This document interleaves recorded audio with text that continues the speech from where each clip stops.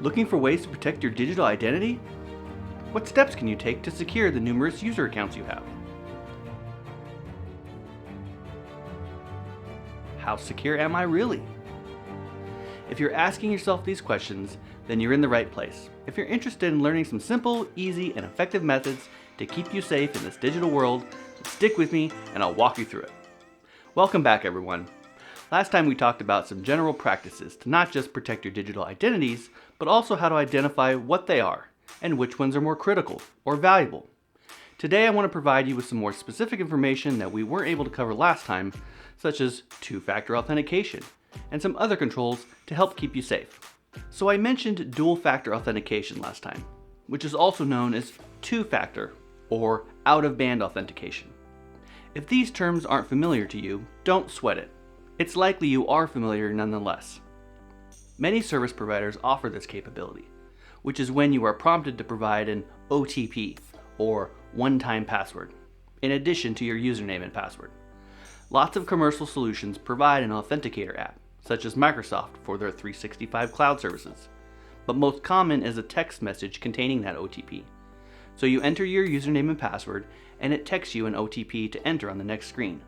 This level of authentication and security is a strong control to help keep your more valuable digital identities safe. So last time I used the example of using your Google account to authenticate to Canva. That capability is present in many online services and allows you to consolidate your digital identities, reducing the number of accounts or usernames and passwords to maintain. So not only does it simplify it for you, because I'll bet that many of you have a good deal of these out there, and keeping them all straight can be challenging. But consolidating them actually implements an industry standard methodology called reducing the attack surface. The general idea is that the larger your attack area, which in this case is the number of accounts that you have to maintain, the greater the chance of a security breach, or your password being compromised.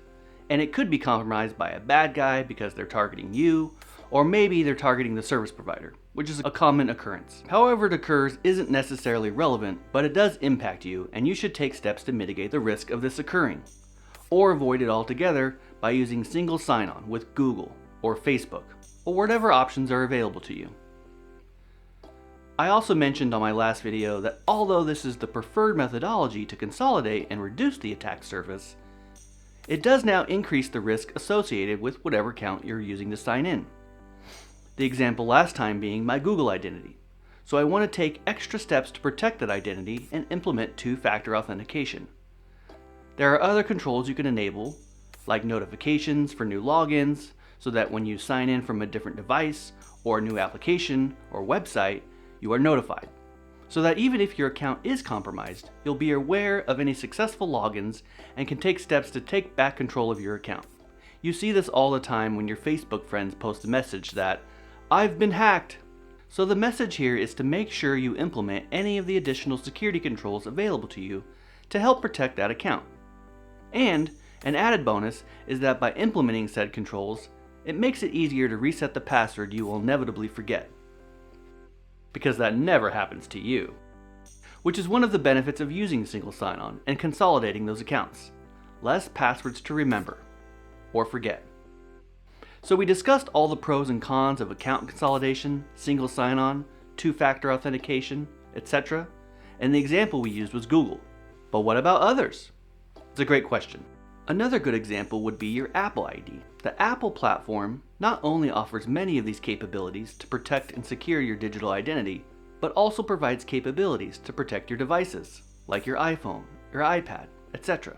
You can use these security features to manage those devices, locate them, reset them, whatever you need to do. What about Android, you say? Resistance is futile. Well, I'm sure the Android platform has many of the same features, but I'm not intimately familiar with them. I know. You're probably saying, I thought you were an IT guy. What's up, G? What self-respecting IT guy uses an Apple and not Android? It's a fair question. And although IT has been my profession for going on almost 30 years now, this channel is geared more towards information security and not necessarily IT solutions. That said, admittedly, after ITing 50 hours a week, the last thing I wanted to do was IT my family's devices when I got home, so we all got Apple. In any case, these are just examples. Do yourself a favor and research which security controls are available for whatever solutions you are using. Both Google and Apple are very common in the consumer space and easy to use. Commercial platforms have a wide array of solutions and stringent, granular controls. I'll talk more about Microsoft 365 in a future video, which will be applicable to both consumers and business, but the focus being on methodologies and risk management. Everyone should be aware of their own risk and available options for managing it. If you have questions or comments, I'd love to hear from you. And if you're interested in more, don't forget to push all those buttons for more fun and educational videos.